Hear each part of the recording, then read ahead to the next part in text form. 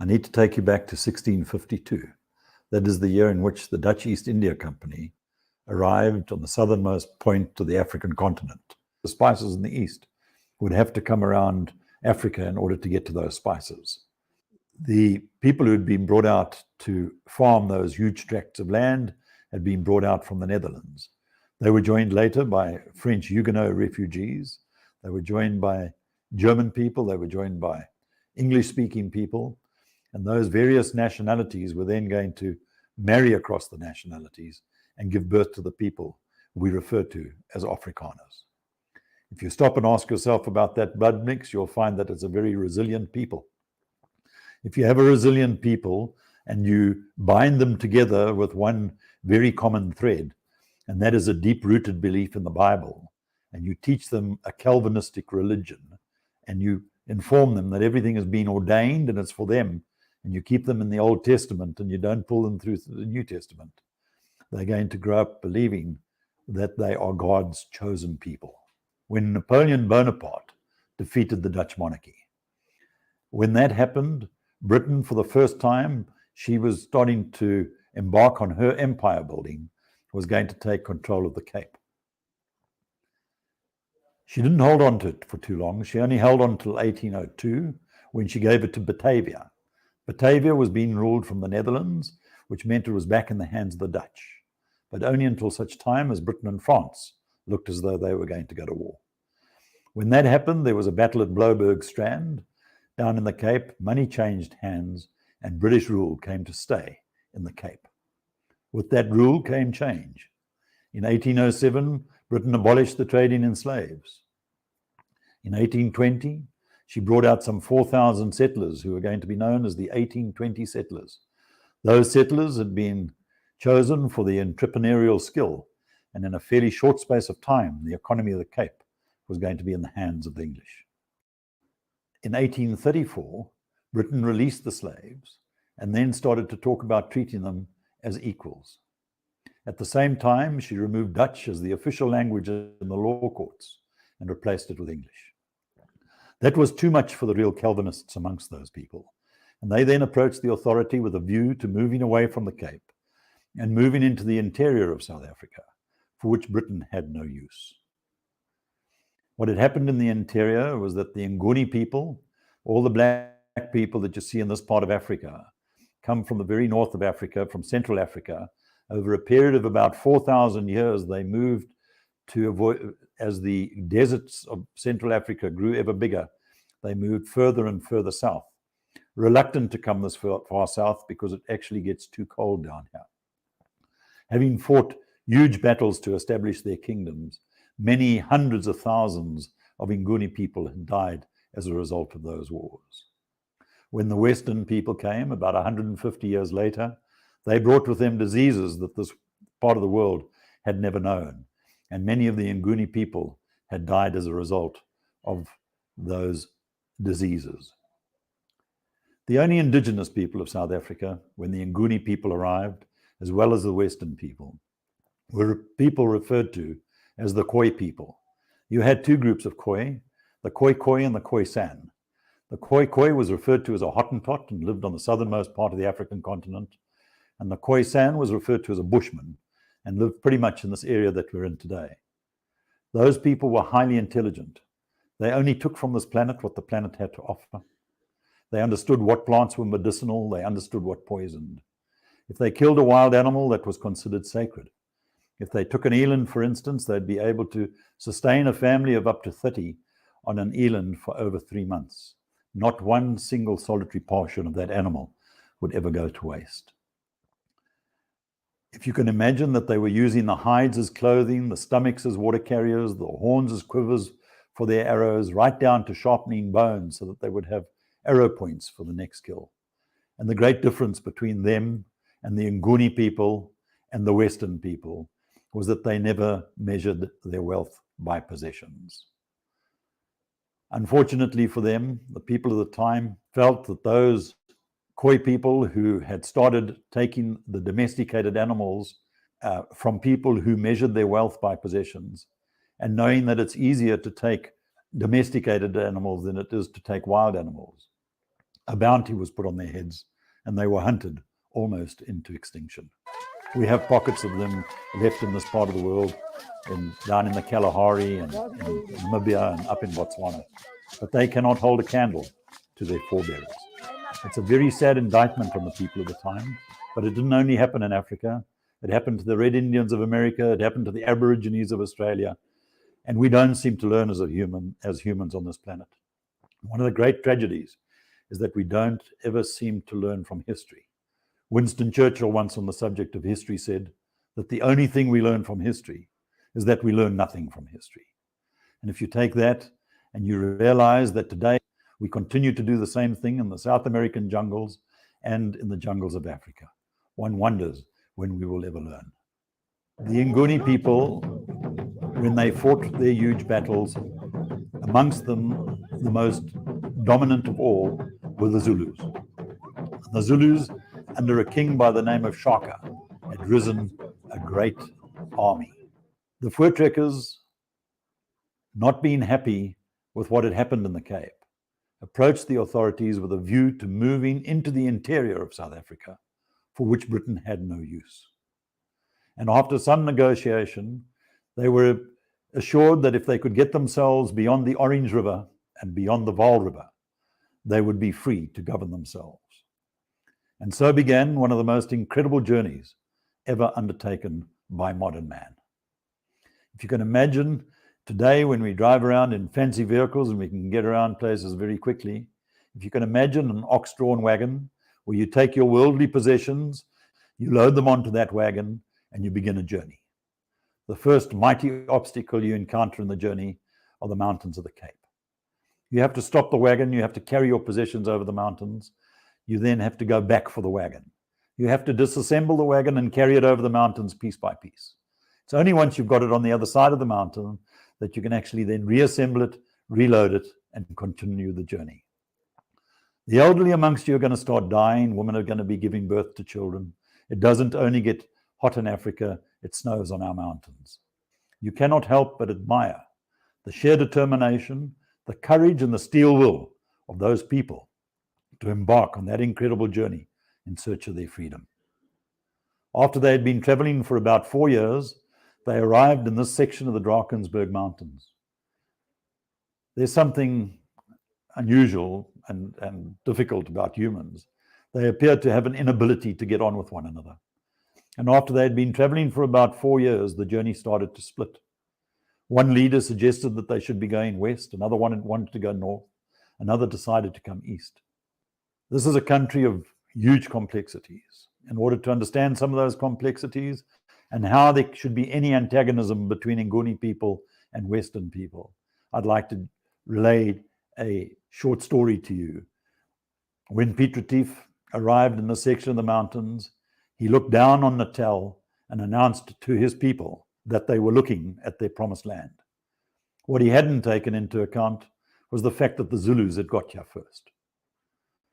When Piet Retief knew he would have to meet with the king of the Zulus, he said to his people, "I want you to wait up in the mountains until I come back from this meeting with the king." At the time that Piet Retief got here, the king of the Zulus was a man by the name of Dingaan. Dingaan must have been a tyrant. He had killed his half-brother Shaka in order to take over the kingdom. And when Piet Retief got to meet Dingaan, he was a very grumpy man. He'd had all his cattle stolen. He thought that the cattle had been stolen by the Voortrekkers. Retief said he had had no use for the cattle, but while he was journeying, he had seen the cattle, and he was happy to retrieve them for the king, provided he could get land for his people. And so Retief and his men went off, rounded up the cattle, brought them back to the king, who then was overjoyed at the fact that he'd got his cattle back. At the conclusion of the feast, Dingaan says to Piet Retief, "Can you match the kind of celebration you've just witnessed?" And Retief says to his men, "Look, these Zulus have never seen guns. They've never seen horses. If we ride our horses through here and fire a few shots in there, we'll be able to impress this king." Well, he's duly impressed. And he says to Retief, "Tomorrow when you come to negotiate the land issues, do not bring those guns and horses with you." When Retief and his men went through to negotiate, Dingaan ordered their execution. They were taken onto Execution Hill. They were executed. Unfortunately, for a biblical people, they were never afforded a proper burial. And that is the first friction between Western people and Nguni people. Unfortunately, the people who'd been told to wait up in the mountains had thought better of it. They came down out of the mountains, and not far from here going east is a river known as the Blokrans River. They started settling miles apart from one another along the Blokrans River, anxious to get as much land as they could. When the Zulus saw what was happening, they started murdering the families, which led to a battle at Blokrans. That in turn led to the murder of the Voortrekker women and children, which was the final straw that broke the camel's back. And the Voortrekkers then decided to challenge the Zulus for the territory. If we can defeat the Zulu army, this will be ours. That is when, on the 16th of December, 1838, the Voortrekkers set up a laager of wagons against a river known as the Nkombi River and a very deep ditch that runs into the river. By setting the laager in that way, it meant that the Zulus would be forced to come on a frontal attack. Zulus don't fight like that. In those days, they used what they termed the horns of the buffalo. By coming on a frontal attack with spears and assegais and shields against cannons and rifles, there was probably only going to be one victor. They prayed to the Almighty to give them the strength that day to defeat their enemy. If they did that, they would keep the day holy for the rest of time. And on the 16th of December, 1838, the Voortrekkers defeated the Zulus at what was to become known as the Battle of Blood River. From that day to this day, it has always been a public holiday in South Africa. And I believe, to the great credit to the current governors of this country, they've retained it as a public holiday. Now no longer refer to it as the Day of the Vow, but as the Day of Reconciliation. And that's a huge step we have taken since 1994. Once the Voortrekkers had defeated the Zulus, they set up a republic known as the Republic of Natalia. Britain wasn't happy with this. She was flying the Union Jack in Durban. The Voortrekkers in Natalia had not kept their side of the bargain. They hadn't got beyond the Orange and Vaal rivers. And that is when the Voortrekkers decided that rather than stay under British rule, they would cross the Drakensberg, even if they were snow-capped, as the one lady said in the statue to her that sits today at Retief Klip. Once the Voortrekkers had crossed the Orange and Vaal rivers, they were free. In 1852, the Orange Free State became a republic. In 1854, the Transvaal became a republic. You then had the two Boer republics. Tough life, but a happy life, a free life. That's what they wanted. That's what they had achieved. But there was going to be a twist. In 1871, two little children who'd been playing around on a farm just outside of a town known as Hope Town were going to find a strange-looking stone. By the time the stone got to Cape Town, it was identified as the Hope Diamond. It was 21.5 carats in size. The authority took one look at the potential riches within the soil and said we had better annex this area. So they annexed the area, they turned it into a separate crown colony, which they named Griqualand, and they then changed the name of Hope Town to Kimberley. And Kimberley was the name of the colonial secretary who'd been governing in the Cape at the time. So that was a little like rubbing some salt in the wound. But what could you do? You were up against the empire. It was bigger than you were. What were you going to do about it? There was nothing you could do. They took it on the chin and they moved to the next day. The next huge watershed year for South Africa came in 1879, when Britain, having brought a lot of her subjects to farm alongside the Buffalo River, which was the divide between Natal and Zululand, found that the Zulus were crossing the Buffalo River and raiding the farms on the Natal side. That was considered to be an ill discipline. How were you going to sort that out? Well, the best thing to do would be to annex them, because then you could instill your disciplines. That is when Britain went to war against the Zulus. Those famous battles, the Battle of Isandlwana, later that night, the Battle of Rorkersdrift, and the final Battle of Ulundi, where the Zulus eventually were annexed.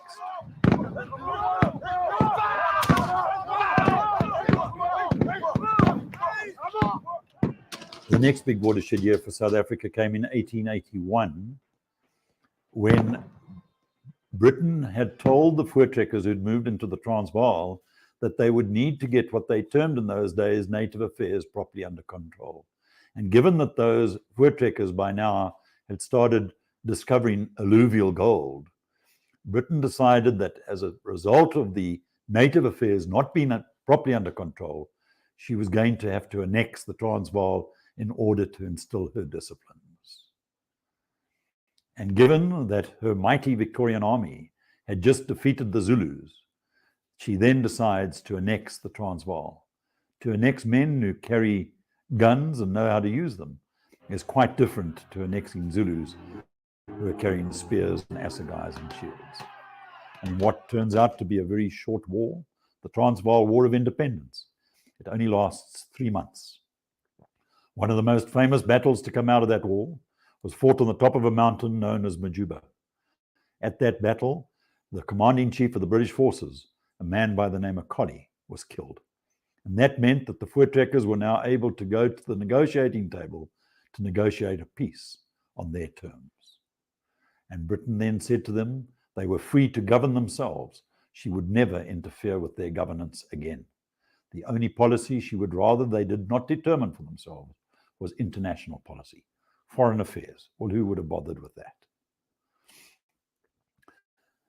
They were now free, living in this territory that was theirs and battling to get on, but happy to be free. The one thing they did not have was a port.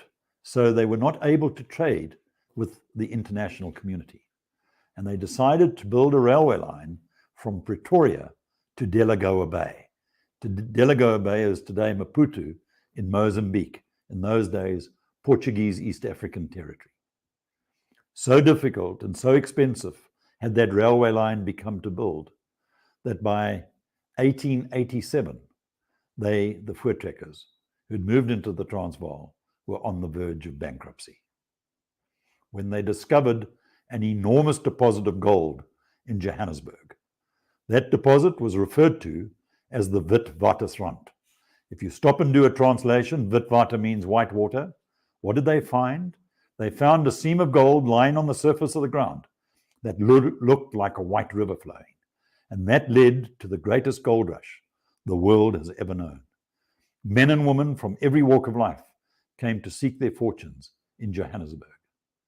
And a young boy who just happened to be 10 years old when that great journey from the Cape began is now the president of the Transvaal.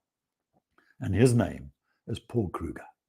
And Paul Kruger sees all these foreigners coming into that part of South Africa as a threat to his governance.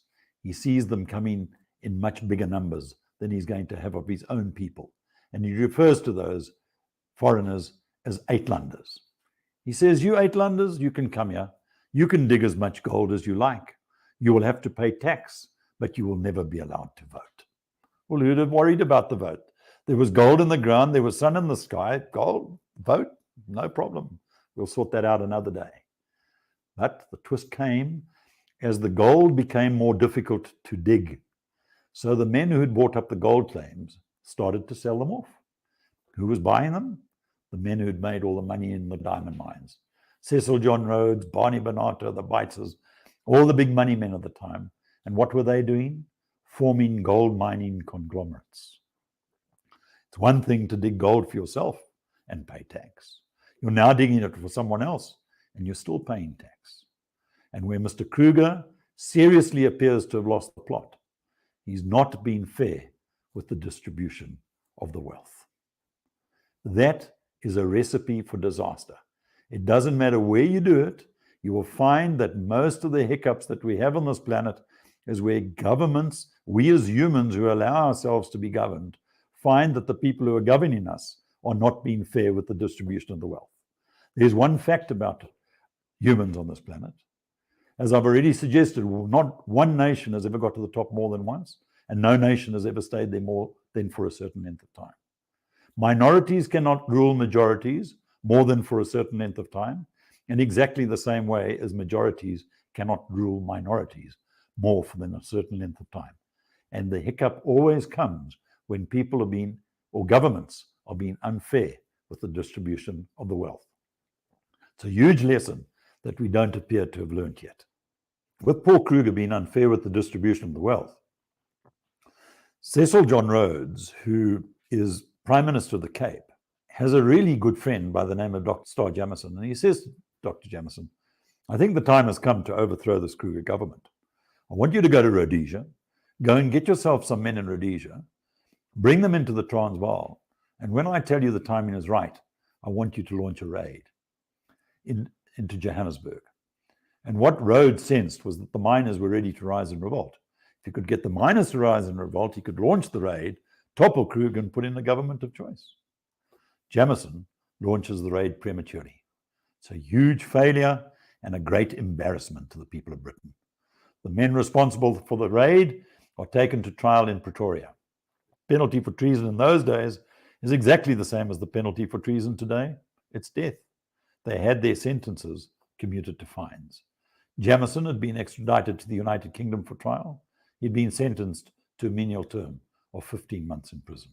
It infuriated Kruger and his people to such an extent that they then started to arm the Transvaal with the most sophisticated weapons the world had to offer. And Britain was powerless to stop the build-up of those weapons because they were coming straight into the Transvaal through Portuguese East African territory. The railway line to the Delagoa Bay by now had been built. And Kruger was buying these hugely sophisticated weapons from the Germans, from the French, and even from the British. If you've got enough money and you're going to war, you can buy weapons from your opponents. It was quite clear now that there was going to be conflict. And Rhodes, who had to resign his position as Prime Minister of the Cape after the Jamieson raid, who still has really good friends in the corridors of power, says to the people back home, you need to send someone to Africa who can sort out our problems. And they then sent a man by the name of Alfred Milner. Alfred Milner had this vision for South Africa. He wanted to see it unionized. If he could unionize it, it meant Britain would have overall control. The territories would be left to govern themselves. That would please the territories, and that would please Britain. Alfred Milner met with Kruger and said to Mr. Kruger that everywhere in the Western world, if they had lived in a country for 5 years, they would get the vote. Kruger said that was far too short. He thought it should be closer to 10. With the two of them not being able to agree, the president of the Orange Free State, a man by the name of Steyn, realizing that he would be pulled into any conflict situation, called a conference on neutral territory in Bloemfontein. Kruger is reputed to have moved into that meeting with tears streaming down his cheeks. He says to Alfred Milner, it's not the vote you want. He says, it's the country. In order to get this country, he says, it's going to take 14 years. You may not vote for the president until you reach the age of 40, nor may you stand for parliament until you've reached that age. And given that the life expectancy of a male 108 years ago was 47, you were a bit old before you were going to have any say in your affairs. And it was quite clear now that there was going to be conflict. Alfred Milner says to Paul Kruger, if you don't understand, Mr. Kruger, how important it is that these people be given the vote, we're going to take it by force and we will be there after Christmas. Kruger thought, no, I'm not leaving this initiative to them. I'll have an ultimatum drawn up. And he had an ultimatum drawn up by F.W. Rates. F.W. Rates was told to tell the British authority that if they did not take every British soldier that they had landed on ZAR soil since the 1st of June out of that territory, if they did not stop moving peacekeeping forces up towards their borders, and if they didn't stop diverting their ships that were carrying their troops home from India to South Africa, by the 12th of October, 1899, they'd go to war. Britain replied on the 11th, said that she could not accept the conditions within that ultimatum and believed that the countries were at war. And so on the 12th of October, 1899, South Africa goes to war against the British Empire.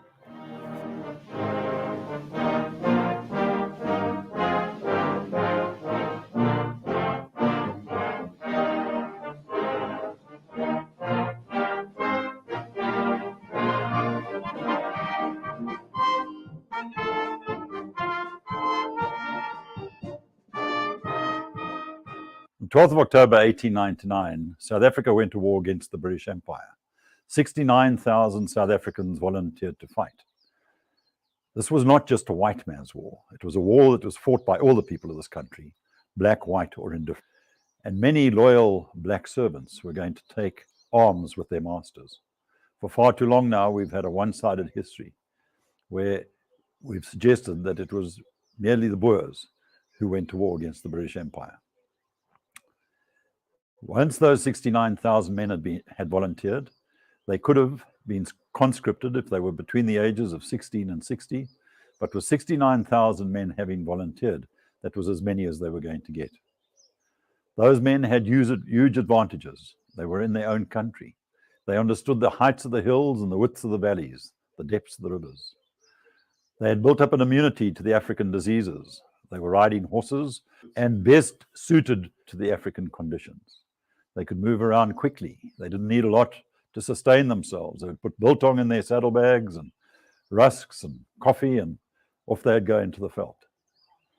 Their leadership, realizing that the British would be in pursuit of them and not them in pursuit of the British, suggested that they should dig trenches on the reverse slopes of mountains and hills. They were to dig them so deep that they could stand in them and use the front of the trench as a dead rest for the rifle.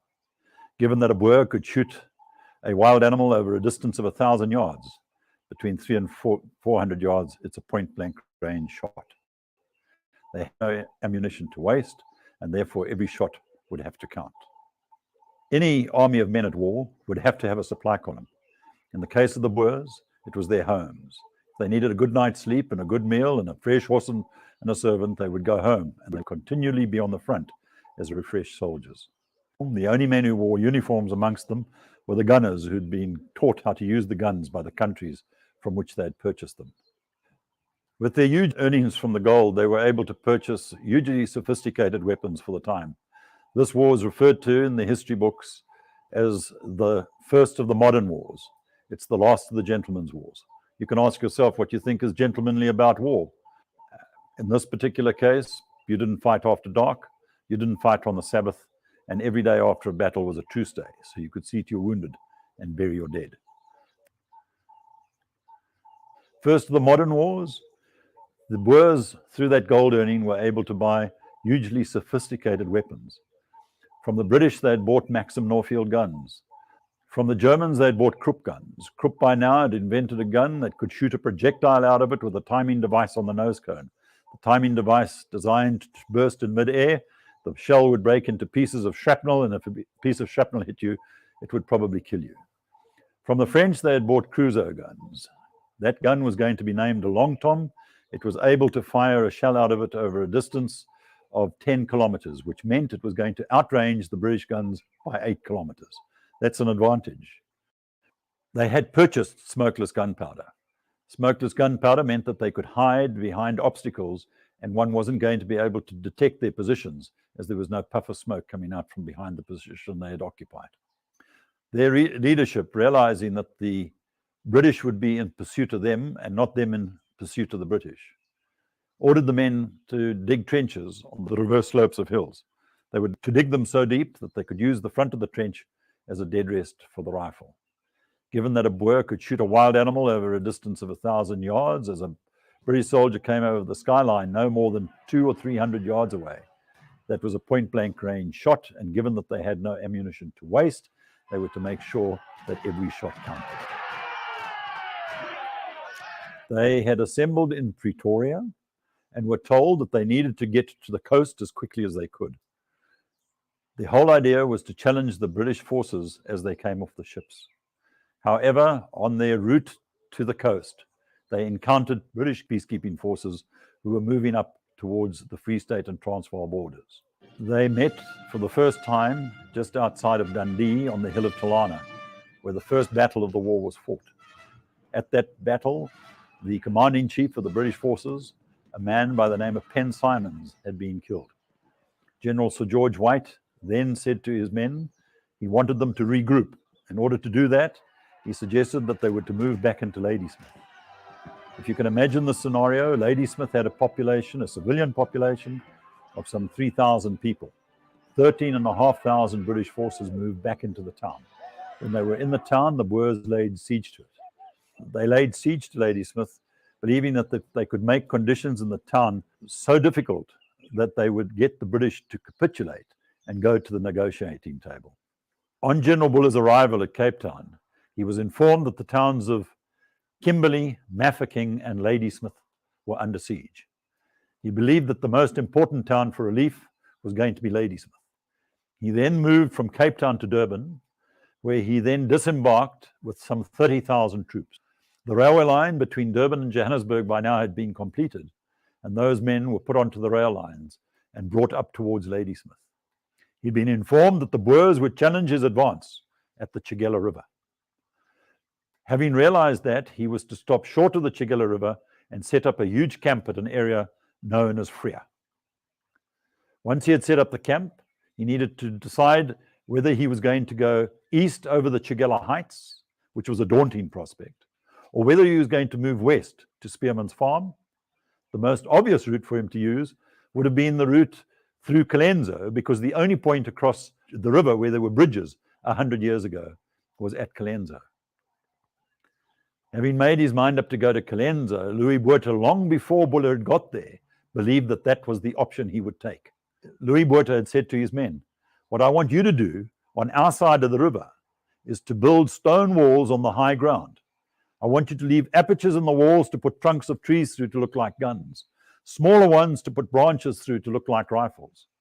I want you to make it look as though there are more of us here than there really are, but what I need you to do is dig yourselves into the riverbanks and not to fire a single shot until you can see the white of the British soldiers' eyes." And on the 15th of December, 1899, the day after General Buller's birthday, 60th birthday, Buller sent 12 artillery pieces up towards the river. The Inniskillens of Ireland had been sent on a left-flanking movement. On the left flank, the Chigella River has a huge loop in it, and they had drawn a tributary that goes into the loop on the wrong side. When the Inniskillens got there, it was in spate, and believing that it was the river, they crossed over the river into the loop, and the Boers waiting on the opposite side were going to see to it that the whole left flank was going to fail. The 12 guns that had been sent up to the bridges was now bombarding the high ground, and they were getting no retaliatory shots. Buller, believing that the Boers had moved deeper into the hills, then sent his infantry in front of the artillery. As the infantry got close enough to the riverbanks, so the Boers came out of their hiding places and inflicted a huge number of casualties on the British. In one battle that make up 3 battles, that makes up a week referred to in the history books as Black Week. Stormberg, Magersfontein, Colenso. In each battle, the British had lost in excess of 1,000 men. And had the propaganda not been such that they wouldn't let the people of Britain know the full extent of what was happening in this country, that would probably have brought the war to a close. The people of Britain were anti this war. They were out on the streets demonstrating. They didn't want a war in Africa. Queen Victoria was on the throne, very upset that her country was at war, was going to die while her country was at war, and bring the entire Victorian era to a close. Not only did the British lose that number of men at the Battle of Colenso, but the Boers managed to capture 10 of the 12 guns that had been taken up to the river. In an attempt to save those guns, a young man by the name of Freddie Roberts was killed. He was awarded the Victoria Cross posthumously for his bravery. He happened to be the only surviving son of Field Marshal Lord Roberts of Kandahar.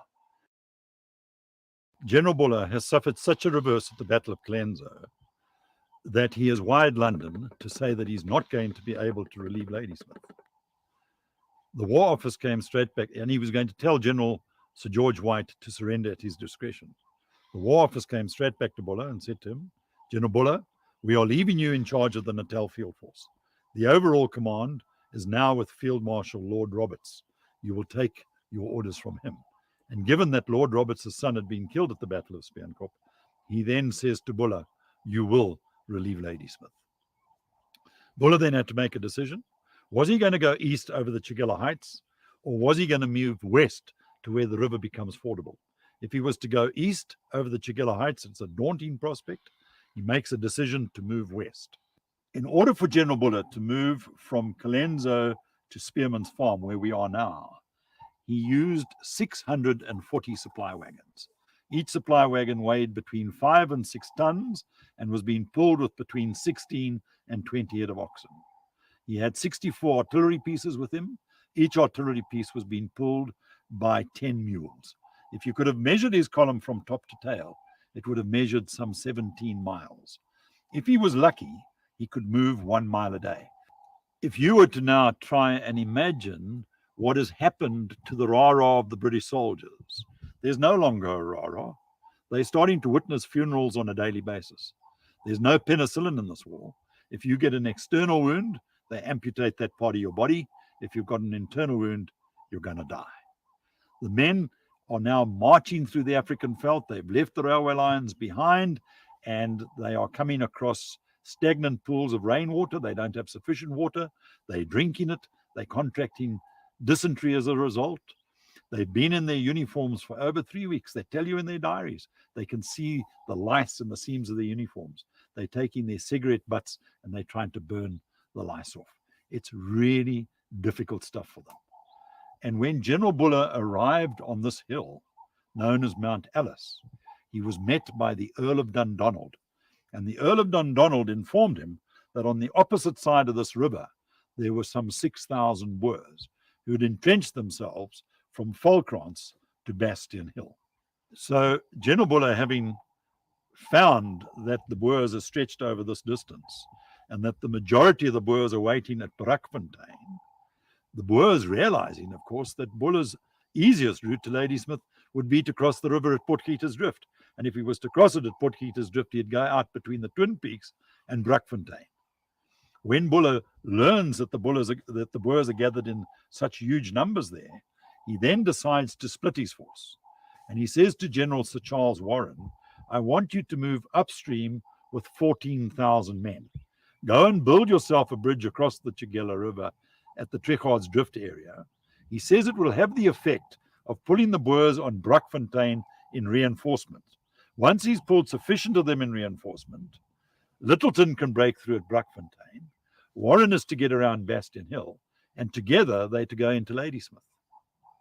Unfortunately, one doesn't mean any disrespect when one says this, but it comes at a time when social class in the United Kingdom is at an all-time high. And these imperialistic generals who've either purchased commissions or they've come from aristocracy aren't necessarily the best men for the job. And instead of listening to the colonials, when General Sir Charles Warren got to the Trekhards Drift crossing, he built the pontoon bridge.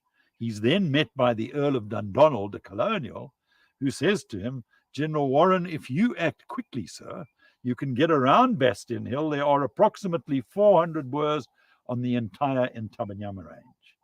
And Warren replies to Dundonald with these words, and they come from the Royal Commission of Inquiry. He says to Dundonald, you're not a member of my council. He says, I haven't invited your opinion. He says, we're going to rehearse in this area, even if it costs us a little bit of blood. And instead of getting around the Bastion Hill, Warren decides to try and go over the Ntabanyama range. And as I've already suggested to you, the Boers, one of their tactics was to dig trenches on the reverse slopes of the hills. And so having dug their trenches deep enough to stand in them and use the front of the trench as a dead rest for the rifle, every time any of the British soldiers got anywhere near the top of the Ntabanyama range, they were just repulsed. And after 4 days of that on the Ntabanyama range, Buller became quite irritated, got on his horse here, rode across, met Warren on the other side of the river, and suggested to him that he retires the force back across the river. Warren says, I don't think that's the right thing to do. We're now on the northern side of the river. We should take the dominant high feature. We should take Spion Kop. If we can take Spion Kop, we can put guns up there. Once we've got guns up, we can afford the men safe passage to Ladysmith. And with what really appears to be insufficient reconnaissance, Buller comes back to this position and leaves Warren to get on with it. Warren calls on a general by the name of Woodgate, and he says to General Woodgate, I want you to lead 1,700 British soldiers onto the top of Spion Kop tonight, the 23rd of January. He said you'll be shown the way to the top by Alec Thornycroft. Alec Thornycroft's a hugely interesting man in this war. He's huge, 6'4", 280 pounds of him, one of the few men ever to have had an infantry name named after him, Thornycroft's Mountain Infantry. And Alec Thornycroft, standing on the western side of Spion Kop, drew the only ridge possible that the British could have climbed, because the whole of Spion Kop on the British side of the mountain is so precipitous that there's only one route up. General Warren has now moved across the river, set up his headquarters over at Three Tree Hill. He's tried to get over the Ntabanyama range. After 4 days of procrastination, Buller has met him here, and he's told General Warren that he wants him to return the force back across the river. Warren's disagreed with that. He believes that they should take Spion Kop. If they can take Spion Kop, they've got this dominant high ground. With what appears to be insufficient reconnaissance, Buller goes back to his headquarters and leaves it to Warren. And Warren then called on a general by the name of Woodgate and asked him to lead 1,700 men onto the top of Spion Kop on the night of the 23rd of January. They were to be shown the way to the top by Alec Thornycroft. Alec Thornycroft had taken a sketch pad. Standing on the other side of this valley, he draws the only ridge possible that the British could have climbed in order to get onto the top.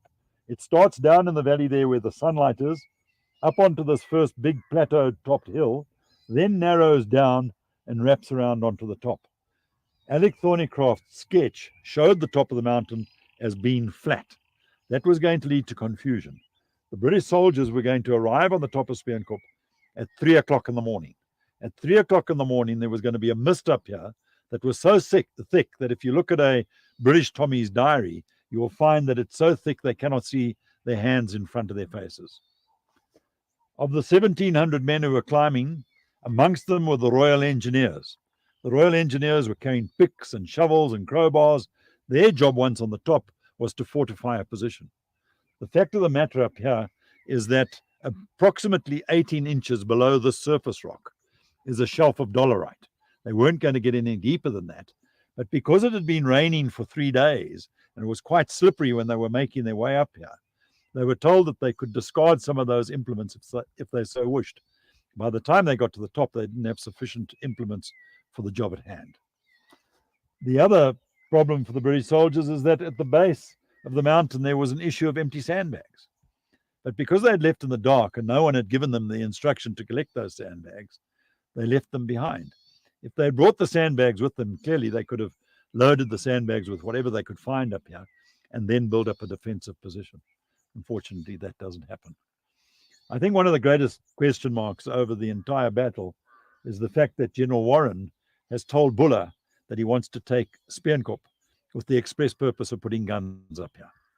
Now, the only way you can get a gun onto a mountain is to call on the assistance of the mountain battery. The mountain batteries came out from India. They had specially constructed guns.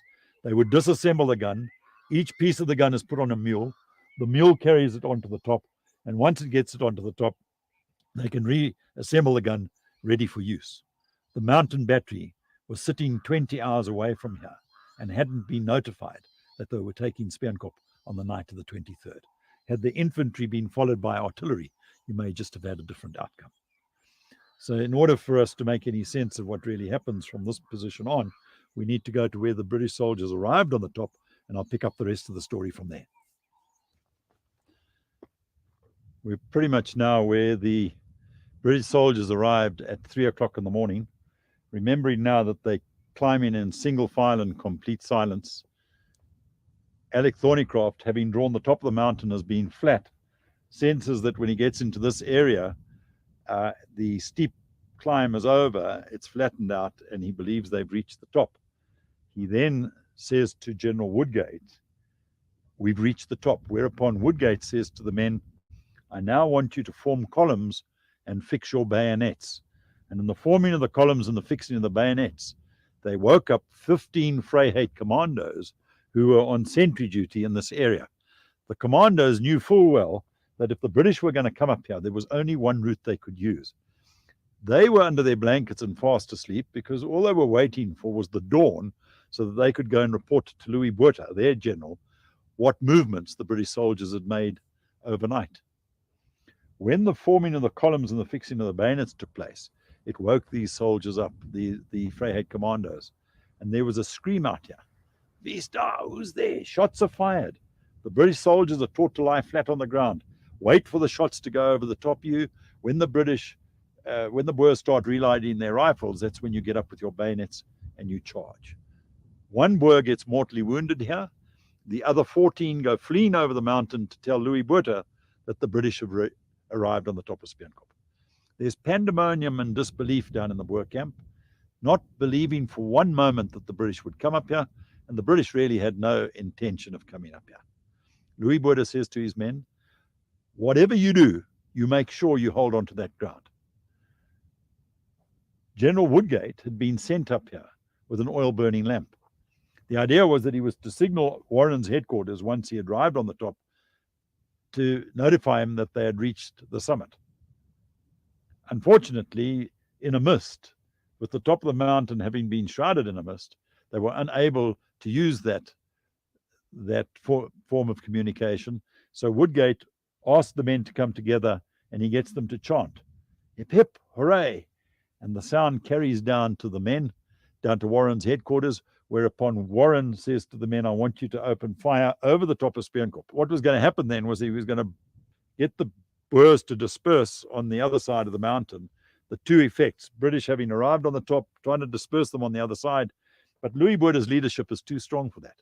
And Louis Botha says to his men, you've got to hold on to that mountain no matter what happens. And Louis Botha starts to rally his men. Woodgate now says to the men that they should start preparing their positions.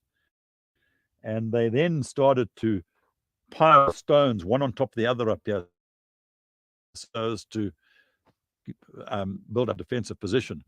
But at around about 6 o'clock that morning, the mist that had been hanging over the mountain lifted momentarily, and it was just enough for General Woodgate to realize that he hadn't in fact reached the summit. So he says to his men, I want you to move on to the summit and prepare your positions there. Now, had they had the benefit of daylight, they would have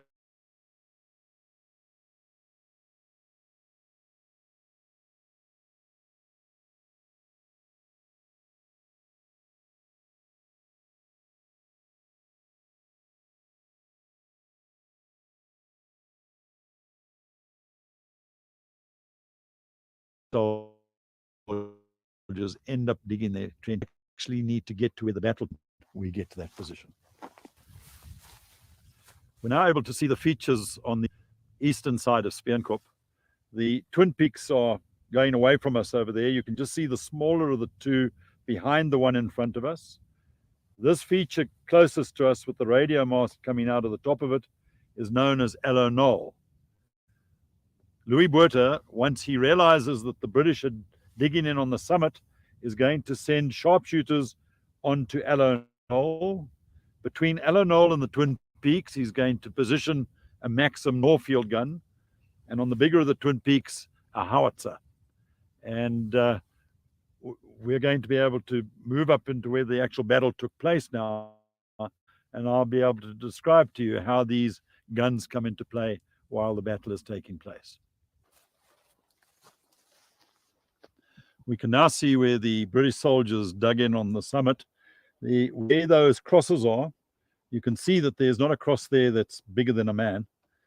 You need to realize, of course, that at this stage, there's still this very heavy mist over the top of the mountain.